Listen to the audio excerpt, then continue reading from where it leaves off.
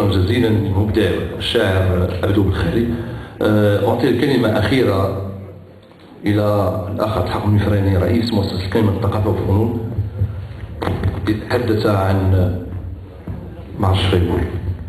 شكرا للأستاذ محمد مخارق. رغبت في البداية أن أجدد الشكر لجميع الذين شاركونا حلم تأسيس النواة الأولى لملتقى آسف الدولي للشعر.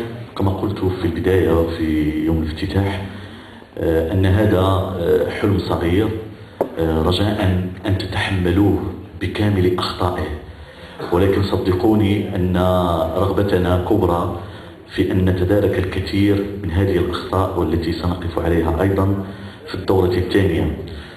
ولا يمكن لهذا الملتقى أن يكبر إلا بكم ومعكم. لا يمكن لهذا الملتقى أن يكبر فقط بجمعية الكلمة. لا أجد الوقت المناسب ولا أجد الوقت كي أشكر كل الذين دعمونا وساندونا، كل هؤلاء الشعراء الذين قدموا من مختلف بقاع العالم ومن مدينة من المغرب وأيضا من مدينة آسفي، كل هؤلاء من عالم الصحافة الذين ساندونا. شكرا لجميع المواقع الإلكترونية في مدينة آسفي. شكرا للصديق العزيز والمثقف الأصيل رئيس المكتب الجهوي لوكالة المغرب العربي للأنباء سعيد رحيم على جهده النبيل والخلاق معنا طيلة هذه الأيام. شكرا للعمل الصحفي الجيد الذي قام به الشاعر المصري شريف الشافعي في الجرائد العربية. شكرا لكل الجرائد الوطنية واحدا على جهدها وعلى متابعتها لفعالية الملتقى. شكرا لجميع المنابر اللواتي والذين ساندونا طيلة هذه الأيام. ولا بد للتذكير بأن هذا الملتقى لم يكن من الإمكان أن ينتظم دون الجهد الخلاق الذي قام به والي جهة دكال عودة وكل هؤلاء الشركاء. أقصد حوض أسفي، المركز الجهوي للاستثمار دكال عودة، المكتب الشريف الفوسفات، جمعية شعراء التربية والثقافة، وزارة التربية الوطنية، وزارة الثقافة، ومكتب أوريزون هنا بآسفي، ومجموعة كبيرة من الشباب الذين ساندونا بطواعية وبأريحية أيضا. شكرا لجميع الشعراء الذين قدموا. أقصد جميل أبيطار، كريستيان ديودون، أحمد العجمي من البحرين، شريف الشافعي من مصر، بلقيس الآن أصبح لآسف بلقيسها، بلقيس من العراق، ولجميع الشعراء المغاربة، السي أحمد المسيح، السي إدريس المدياني. لا لو سمح الوقت لا ذكرت اسمهم واحدا.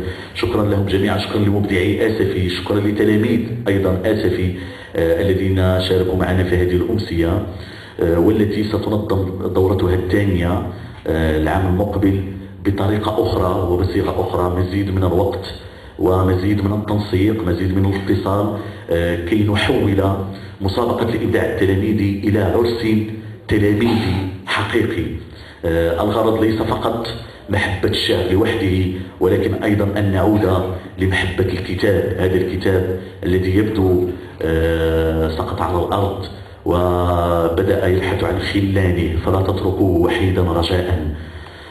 أود أيضا أن أجدد الشكر لهؤلاء ولجميع الذين ساندونا، ونعدهم أن في الدورة الثانية لن يظل الشعر في هذه القاعة. سننزل بالشعر إلى الشوارع، إلى الساحات، سنذهب بالشعر إلى الأماكن العامة، ونأمل أن نخلق تصور جديد لملتقى آسف الدولي للشعر الذي نرغب من خلاله أن نؤسس لفضاء لحوار شعري كوني وبجميع اللغات، بالدارجة، بالعربية، بالأمازيغية، بالكردية، باللغة العربية، بالفرنسية، بالإنجليزية، وبجميع لغات العالم.